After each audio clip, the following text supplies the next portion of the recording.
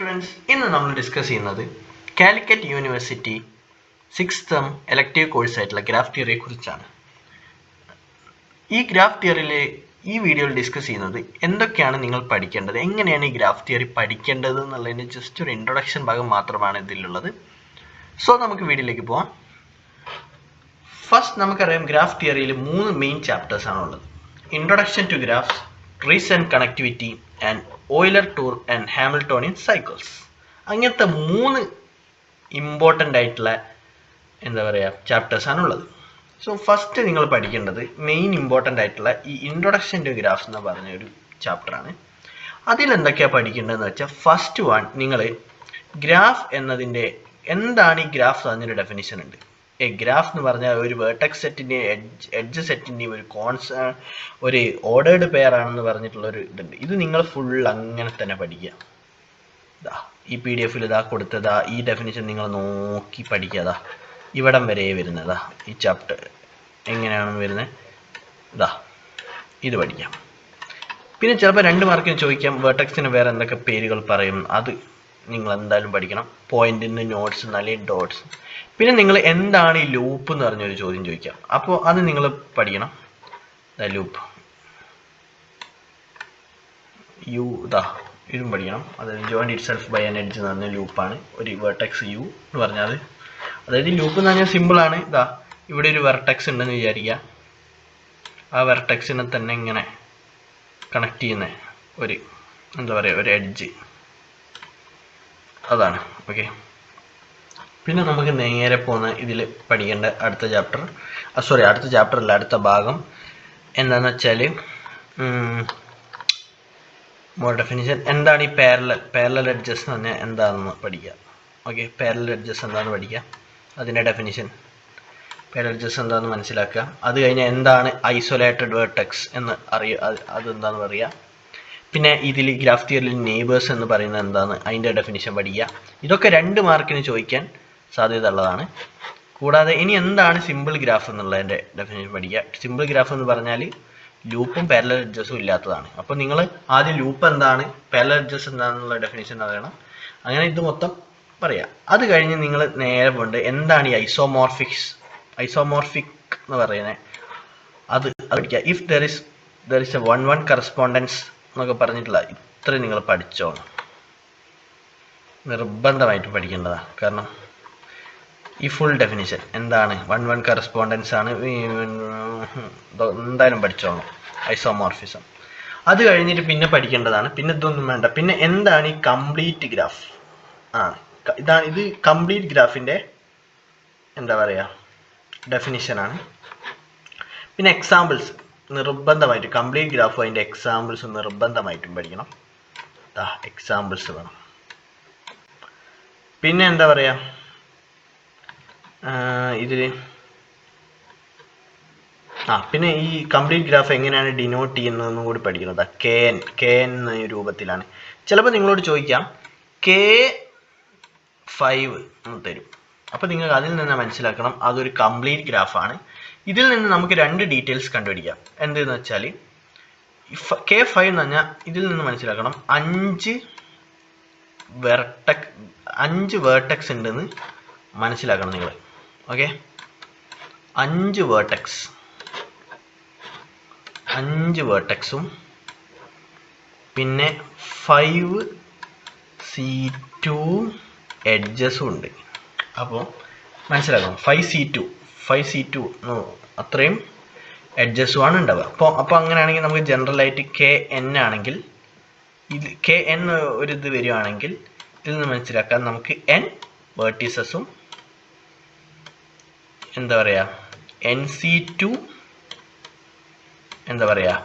എഡ്ജസും ഉണ്ടെന്ന് ഇതിൽ നിന്ന് മനസ്സിലാക്കുക. ഇതൊക്കെ 2 മാർക്കിന് ഷുവറായിട്ട് ചോദിക്കാം. 2 മാർക്ക് ക്വസ്റ്റ്യൻസ് ആണ് ഞാനിപ്പോൾ ഇതിൽ നിന്ന് മെയിനായിട്ട് പറയുന്നത്. അത് കഴിഞ്ഞ് വരുന്നതാണ് എന്താണ് ബൈപാർട്ടേറ്റ് ഗ്രാഫ്. എംപ്റ്റി ഗ്രാഫ് എന്താണെന്ന് ചോദിക്കും. ആദ്യം എംപ്റ്റി ഗ്രാഫ്, അതായത് വെർട്ടീസസ് അല്ലാതെ എഡ്ജ് മാത്രമുള്ളതിനാണ്, വെർട്ടീസസ് മാത്രം പക്ഷേ എഡ്ജസ് ഇല്ലാത്തതിനാണ് എംപ്റ്റി ഗ്രാഫ് എന്ന് പറയുന്നത്. പിന്നെ ബൈപാർട്ടേറ്റ് ഗ്രാഫ് എന്ന് പറഞ്ഞാൽ എന്താണ്, അതിൻ്റെ ഡെഫിനിഷൻ അവിടെ ഉണ്ട്. ഇത് ഇത്രയും അതിൻ്റെ ഇതാണ് ബൈപ്പാർട്ടേറ്റ് ഗ്രാഫ്. പിന്നെ കംപ്ലീറ്റ് ബൈപ്പാർട്ടേറ്റ് ഗ്രാഫ്. നിങ്ങൾ വിചാരിക്കും ഇത് മൊത്തം ഉണ്ടല്ലോ, പക്ഷെ ഇതൊക്കെ ഇമ്പോർട്ടൻ്റ് ആണ്.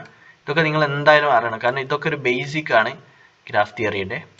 ഇതിനും ഇതേപോലെ കംപ്ലീറ്റ്, അത് KMNN, ഇത് കംപ്ലീറ്റ് ബൈപ്പാർട്ടേറ്റ് ഗ്രാഫ് റെപ്രസെൻറ്റ് ചെയ്യുന്നത് KMN എന്നാണ്, KMN എന്ന ഫോമിലാണ്. ഇതിൽ നിന്ന് നമുക്ക് എന്ത് മനസ്സിലാക്കുക കഴിഞ്ഞാൽ ഇതിൻ്റെ വേർട്ടീസസ് കാണാൻ വേണ്ടിയിട്ട് M+N കാണാം. അതായത് M+N ഇതിൻ്റെ വേർട്ടീസസ് തരും. MN ഇതിൻ്റെ എഡ്ജ് എത്ര എന്നാണ് മനസ്സിലാവും. ഇപ്പോൾ K22 എന്നാണെങ്കിൽ K22 ഇതിൽ നിന്ന് നിങ്ങൾ മനസ്സിലാക്കണം ഇത് ബൈപ്പാർട്ടേറ്റ് ഗ്രാഫാണ്, പക്ഷേ ഇത് കംപ്ലീറ്റ് ബൈപ്പാർട്ടേറ്റ് ഗ്രാഫാണ്. കംപ്ലീറ്റ് ആണ്, പക്ഷേ കംപ്ലീറ്റ് ബൈപ്പാർട്ടേറ്റ് ഗ്രാഫാണ്. പിന്നെ നിങ്ങൾ ഇങ്ങനെ തന്നാൽ എന്താ, ഇത് വെറും കംപ്ലീറ്റ് ഗ്രാഫാണ്. ഇത് വെറും കംപ്ലീറ്റ് ആണ്, ഇത് വെറും കംപ്ലീറ്റ് ആണ്, ഇത് കംപ്ലീറ്റ് ബൈപ്പാർട്ടേറ്റ് ആണ്. ഓക്കെ, വ്യത്യാസം നിങ്ങൾ മനസ്സിലാക്കണം. സോ ഇതിൽ നിന്ന് നമുക്ക് മനസ്സിലാക്കാം ഇതിൻ്റെ വേർട്ടിസസ് 4 ഇതിൻ്റെ എഡ്ജും 4. ഓക്കെ, ഈ ഫോർമുല വെച്ചിട്ട് KM എന്താണോ അതിൻ്റെ എക്സാമ്പിളുകൾ നിങ്ങൾ ജസ്റ്റ് പഠിച്ചു വെക്കുക, ജസ്റ്റ് ഒന്ന് അറിഞ്ഞിരുന്നാൽ. ഇനി ദ മോസ്റ്റ് ഇമ്പോർട്ടൻ്റ് ആണ് വേർട്ടെക്സ് ഡിഗ്രി. ഇത് ഞാൻ ഇമ്പോർട്ടൻ്റ് ആണെന്ന് ഞാൻ പറയും. കാരണം എന്താണെന്ന് വെച്ചാൽ ഇതിൽ ചോദിക്കും നിങ്ങളോട് എങ്ങനെയാണ് വേർട്ടെക്സ് ഡിഗ്രി കാണാമെന്നുള്ളൊരു ക്വസ്റ്റ്യൻ ഉണ്ട്. അതായത് ഇപ്പോൾ നിങ്ങൾക്കറിയാം, ഇതാ ഞാൻ ഒരു ഇത് വരച്ചുതരാം. ഇവിടെ ഒരു വേർട്ടിസസ് ഉണ്ട്, ഇവിടെ ഒരു വേർട്ടിസസ് ഉണ്ട്.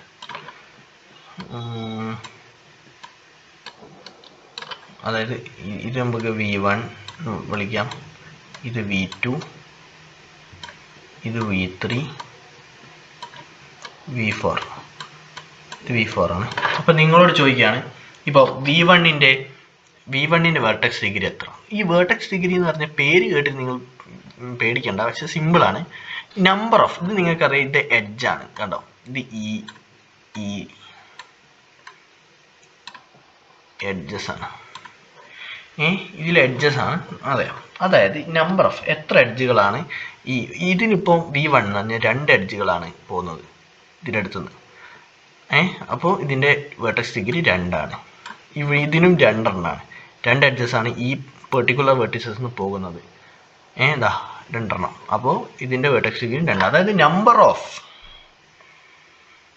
ഓഫ് എഡ്ജസ് ആണ്, number of edges incident with a vertex.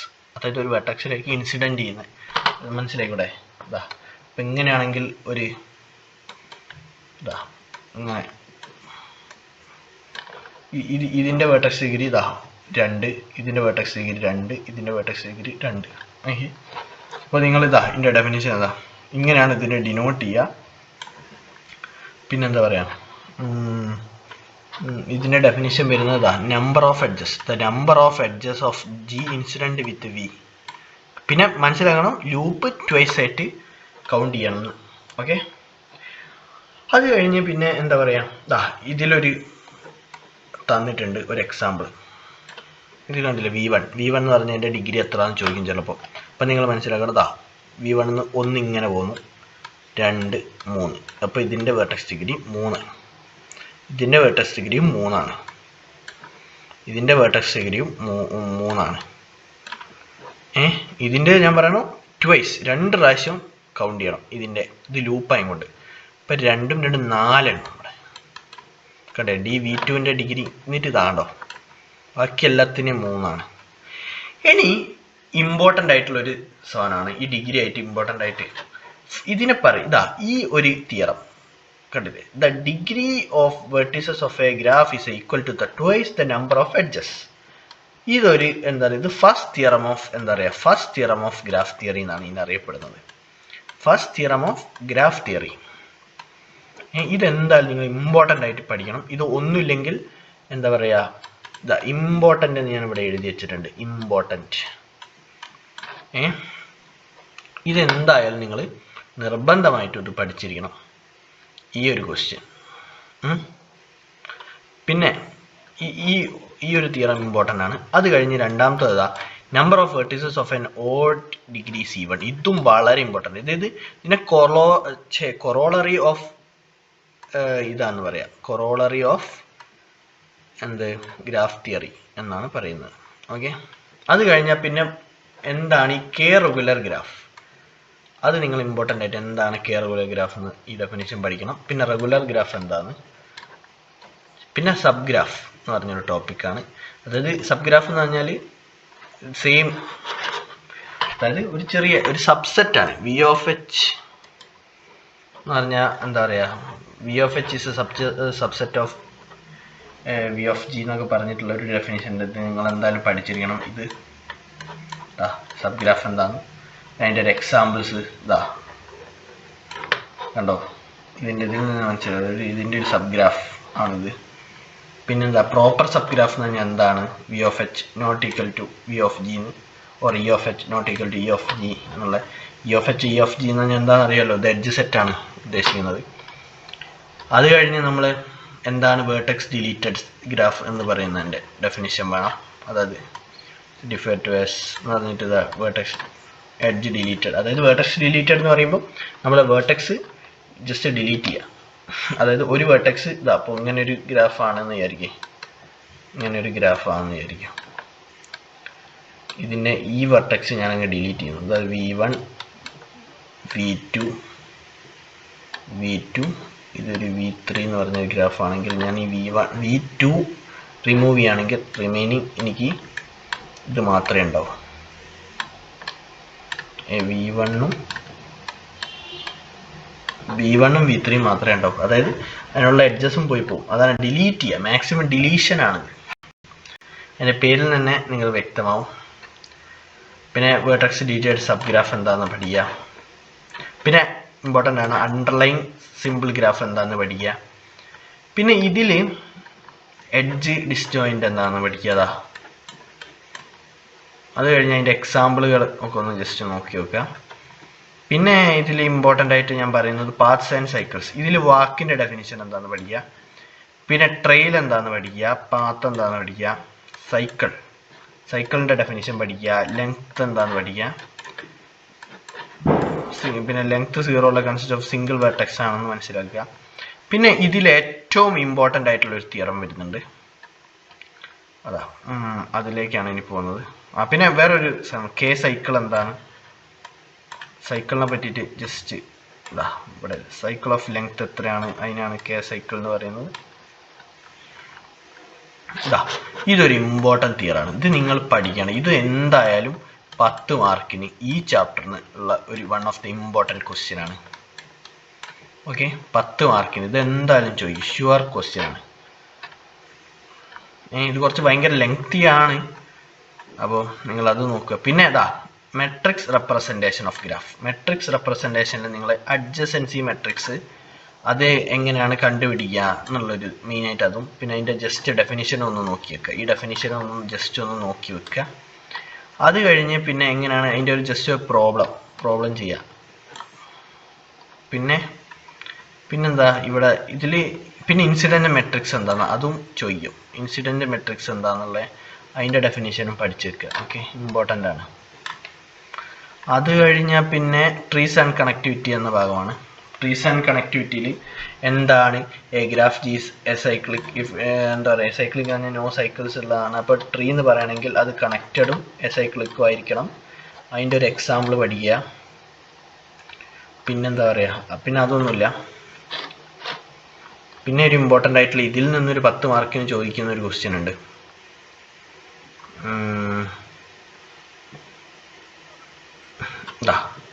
ഇതൊരു ഇമ്പോർട്ടൻ്റ് ക്വസ്റ്റ്യനാണ്. GBN സൈക്ലിക് ഗ്രാഫ് തന്നെ ഇതൊരു ഇമ്പോർട്ടൻ്റ് ക്വസ്റ്റ്യനാണ്. ഇത് കഴിഞ്ഞ പ്രാവശ്യം 2024 ചോദിച്ച ഒരു ക്വസ്റ്റ്യനാണിത്. എത്ര മാർക്കിന്? 5 മാർക്കിന് ചോദിച്ച ഒരു ക്വസ്റ്റ്യനാണ്. F T is A tree is and vertices എന്നൊക്കെ പറഞ്ഞിട്ടുള്ള ഇത്. പിന്നെ ഇതിൽ ചോദിക്കുന്നത് ഒരു ഇമ്പോർട്ടൻ്റ് ആയിട്ടുള്ള ഒരു ചോദ്യം, ബ്രിഡ്ജ് എന്താന്ന്. നിങ്ങൾ ബ്രിഡ്ജിൻ്റെ ഡെഫിനിഷൻ പഠിക്കുക. ബ്രിഡ്ജ് എന്താന്ന് പഠിക്കണം. പിന്നെ only not part of an ഇത് ഇതാ ഈ തിയറം ഇമ്പോർട്ടൻ്റ് ആണ്. പിന്നെ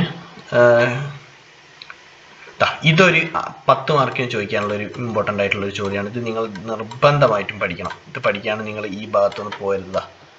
ഇത് G ആണെങ്കിൽ ഇഫ് ആൻഡ് ഓൺലി ഇഫാ. അപ്പോൾ ഇതൊക്കെ നിങ്ങൾ അങ്ങോട്ടും ഇങ്ങോട്ടും ആയിട്ട് പോകണം. 1+2 2+3 ഇങ്ങനെ ചെയ്യണം. ഓക്കെ. ഇനി സ്പാനിങ് ട്രീസ് അതിൻ്റെത് പിന്നെ അതിൻ്റെ ഫസ്റ്റ് തിയറം പഠിക്കണം. പിന്നെന്താ ഇതിൽ കെയ്ലീസ് തിയറം എന്ന് പറഞ്ഞൊരു തിയറം ഉണ്ട്. അതെന്തായാലും പഠിക്കണം. കെയ്ലീസ് തിയറം ഇതാണ് കെയ്ലീസ് തിയറം എന്ന് പറഞ്ഞാൽ. ഓക്കെ. അത് കഴിഞ്ഞ് പിന്നെ കട്ട് വേർട്ടെക്സ് ആണ് ഒരു ക്വസ്റ്റ്യൻ. Cut vertex. പിന്നെന്താ ഇതൊരു ഇമ്പോർട്ടൻ്റ് ആയ ചോദ്യമാണ്. തിയറം 2.42 ഇത് നിങ്ങൾ പഠിക്കണം നിർബന്ധമായിട്ടും. പിന്നെ വേർട്ടെക്സ് കണക്ടിവിറ്റി അതെന്താണെന്ന് ജസ്റ്റ് ആ ഡെഫിനിഷൻ ഒന്ന് ഓർത്ത് വെച്ചാൽ മതി. അതത്ര. പിന്നെ പിറ്റ്നീസ് തിയറം ഇത് 2 മാർക്കിന് ചോദിക്കാനുള്ള ചോദ്യമാണ്. 2 മാർക്ക് 2 മാർക്ക് ക്വസ്റ്റ്യൻ ആണ്. 2 മാർക്ക് ക്വസ്റ്റ്യൻ. അത് കഴിഞ്ഞ് പിന്നെ Euler tour and Hamiltonian cycles. ഇതിൽ ഓയിലർ ട്രെയിൽ എന്താണെന്ന് പഠിക്കുക, ഓയിലർ ടൂർ എന്താണെന്ന് പഠിക്കുക, ഓയിലേറിയൻ ഗ്രാഫ് എന്താണെന്ന് പഠിക്കുക, അതിൻ്റെ ഒരു എക്സാമ്പിൾ പഠിക്കുക. ഇതൊരു important first degree of every vertex ഇത് G കണ്ടെയ്ൻ സൈക്കിൾ എന്ന് പറഞ്ഞ ഇത് 2024 ചോദിച്ചിട്ടുണ്ട് ക്വസ്റ്റ്യൻ. 2024 ചോദ്യം ചോദിച്ചിട്ടുണ്ട്. പിന്നെ ഹാമിൽട്ടോണിയൻ ഗ്രാഫ്, ഹാമിൽട്ടോണിയൻ പാത്ത് എന്താ, ഹാമിൽട്ടോണിയൻ സൈക്കിൾ എന്താ, ഇതിനൊക്കെ ഡെഫിനിഷൻ, പിന്നെ അതിൻ്റെ കൂടെ ഒരു എക്സാമ്പിൾ കൂടി പഠിക്കുക. അത് കഴിഞ്ഞിട്ട് പിന്നൊരു ഡിറാക്സ് തിയറം. ഇതിൻ്റെ സ്റ്റേറ്റ്മെൻറ്റ് മാത്രം മതി. ഇതിൻ്റെ സ്റ്റേറ്റ്മെൻറ്റും പിന്നെ ഇത് G is Hamiltonian if and only G is Hamiltonian. ഇത് വളരെ സിമ്പിൾ പ്രൂഫ്. ഇതെന്തായാലും പഠിക്കണം. ഇതൊരു 5 മാർക്കിന് ചോദിക്കാം. 5 മാർക്കിന് ചോദിക്കാനുള്ള പ്രൂഫാണ്. പിന്നെന്താ പറയുക പിന്നെന്താ ഇതൊരു ഇമ്പോർട്ടൻ്റ് ബോണ്ടി. ഇതും ഒരു ഇമ്പോർട്ടൻ്റ് ആയിട്ടുള്ളതാണ്. പിന്നെ എന്താ പറയുക, ഇത് കഴിഞ്ഞ് plane graph and planar graph. ഇതിൻ്റെ ഡെഫിനിഷൻ നോക്കി വെക്കുക. Plane and planar graph. പിന്നെ ജോർദാൻ കർവ്. ഇതിൻ്റെ ഡെഫിനിഷൻ 2 മാർക്കിന് ചോദിച്ചിട്ടുണ്ട്. 2 മാർക്കിന് ചോദിച്ച് കണ്ടിട്ടുണ്ട്. ജോർദാൻ കർവ് എന്താണ്, അതിൻ്റെ എക്സാമ്പിളും